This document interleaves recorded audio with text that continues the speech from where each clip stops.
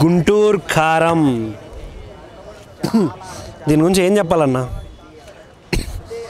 కొన్ని సినిమాలన్నీ కలిపి మిక్సీలో వేసి రుబ్బి దాంట్లో 4 మిరపకాయలు వేసి చేస్తే మనకు ఒక ప్రోడక్ట్ వస్తుంది కదా. ఆ ప్రోడక్ట్ ఏంటంటే గుంటూరు కారం. ఒక అజ్ఞాతవాసి, మన అల్లా వైకుంఠపురం, అరవింద సమేత, ఆహా ఇవన్నీ గ్రైండర్లో వేసి మిక్సీ పడితే వచ్చింది గుంటూరు కారం అనిపించింది నాకు థియేటర్లో. మెయిన్గా నాకు నచ్చింది ఏంటి అంటే మన మహేష్ బాబు గారి స్క్రీన్ ప్రజెన్స్ ఉందన్న. అసలు ఎవరైనా 40+ ఇయర్స్ అంటే ఎవడు నమ్మాడు, అలా ఉన్నాడు మా ఆయన. కొన్ని డైలాగులు ఉన్నాయి అసలు అర్థం కాలేదు, నాకు అర్థం కాలేదు. బట్ అవి దాని మీనింగ్ ఏంటో కూడా తెలియదు. మెయిన్గా దీంట్లో కొన్ని డైలాగ్స్ ఉంటాయి, నాకు వీటన్నిటిలో మెయిన్గా నచ్చింది. అమ్మని కొడుక్కి ఏం చేసావని ఎప్పుడు అడక్కు, తను చెప్పలేదు, చెప్పినా మీకు అర్థం కాదనే డైలాగ్ అయితే బాగా అనిపించింది. ఈ స్టోరీ విషయానికి వస్తే, ఒక తల్లి కొడుకు కోసం చేసే ఒక మినీ యుద్ధం.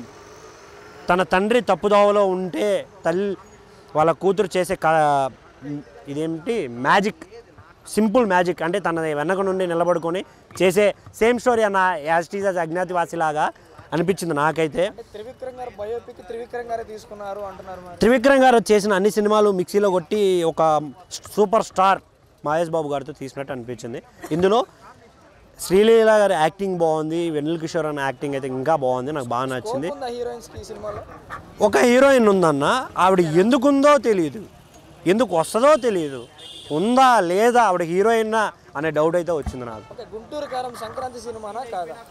సంక్రాంతికి కాదు కదా, ఏ దానికి వచ్చినా వేస్టే అన్న, నాకైతే అదే ఫీలింగ్ వచ్చింది.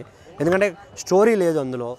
స్టోరీ ఆల్రెడీ చూసిన స్టోరీలా ఉన్నప్పుడు మనం చూడడానికి ఇంట్రెస్ట్ పడవచ్చు, రాదు ఎవరికి. బ్యాక్గ్రౌండ్ స్కోర్ ఎలా అనిపించింది? మ్యూజిక్ ఉందన్న, కుర్చీ మడత పెట్టారు, కాకపోతే ఆల్రెడీ మడతపెట్టిన దాన్ని మళ్ళీ మడతపెట్టి మళ్ళీ మనకు ప్లే చేశారు అనే ఫీలింగ్ అయితే నాకు వచ్చింది. చాలా సింపుల్ స్టోరీ, కానీ 3 అవర్స్ అలా కూర్చోబెట్టాడు అందరిని అంతే. ఓన్లీ మహేష్ బాబు కోసమే మూవీ చూడాలి. బట్ ఒకటే ఒక సాంగ్, లాస్ట్ సాంగ్. యాక్చువల్గా ఏంటంటే మేము స్టార్టింగ్ కూర్చున్నప్పుడు ఆ సాంగ్ కోసం ఈగర్గా వెయిట్ చేసినాం. ఆఫ్టర్ 2.5 అవర్స్ తర్వాత ఆ సాంగ్ వస్తుంది. తర్వాత అందరు కామ్ డౌన్ అయిపోయారు. ఏం లేదు, అదొకటే సాంగ్ మూవీలో. ఓకే అన్న, సో అంతే. త్రివిక్రమ్ గారు అంటే ఏంటి, మాటల మాంత్రికుడు కదా, ఆ మాయ చేశాడు అంతే, వేరే లేదు. ఫస్ట్ హాఫ్లో ఉంది, సెకండ్ హాఫ్లో మొత్తం మహేష్ బాబు. మహేష్ బాబులో ఎలాంటి చిన్న ప్రాబ్లం లేదు, ఏదన్నా అయిందంటే కొంచెం త్రివిక్రమ్ గారి నుంచే. అజ్ఞాతవాసి చెప్పారు కదా, అతడు కల్ట్ అన్న, దానికి దీనికి సంబంధం లేదు.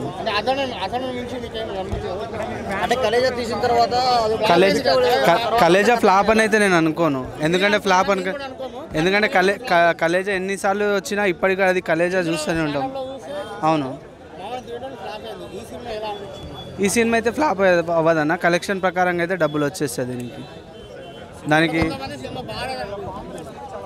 ఎవరో ఇష్టం వాళ్ళది.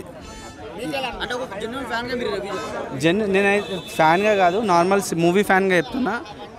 యావరేజ్ మూవీ, కాకపోతే మహేష్ బాబు దీన్ని తన బ్రాండ్ ఇమేజ్ తోటి దాన్ని హిట్గా తీసుకెళ్లే ఛాన్స్ ఉంది.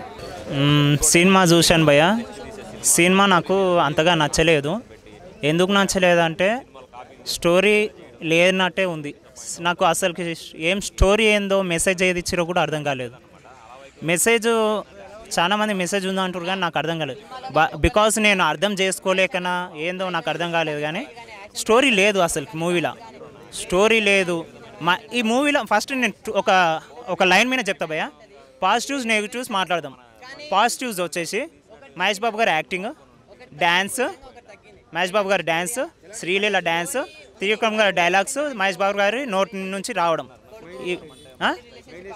మైనస్ స్టోరీ లేదు, సీరియల్ చూసిన మూడ్ ఉంది మనకి.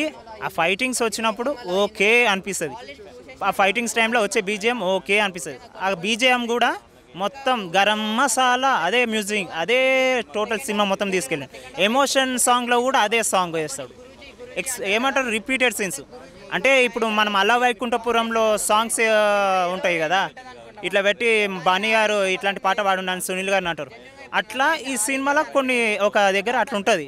కానీ ప్రతి సినిమాకి అదే వేసుకుంటూ పోతే ఫ్యాన్స్కి మా ఫ్యాన్స్కి బాధ అనిపిస్తుంది. రిపీటెడ్గా ఎన్ని సినిమాలు పెట్టుకుంటారు.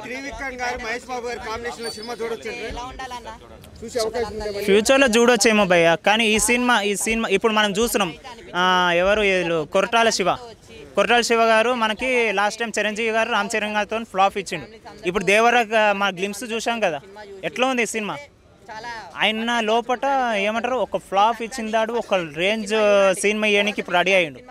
ఇప్పుడు ఇట్లా ఒకవేళ అప్పుడు అజ్ఞాతవాసి తర్వాత అంత సూపర్ హిట్, ఇప్పుడు ఈ సినిమా తర్వాత మళ్ళీ సూపర్ హిట్ ఖచ్చితంగా మహేష్ బాబు గారితో. ఇప్పుడు ఒకవేళ ఇది ఫ్లాప్ అయినా బ్లాక్ బస్టర్ మళ్ళీ ఇవ్వాలని కోరుకుంటున్నా. సినిమా నాకు నచ్చలేదు, అంతే నచ్చలేదు. వన్ ఇవ్వచ్చు భయ్య.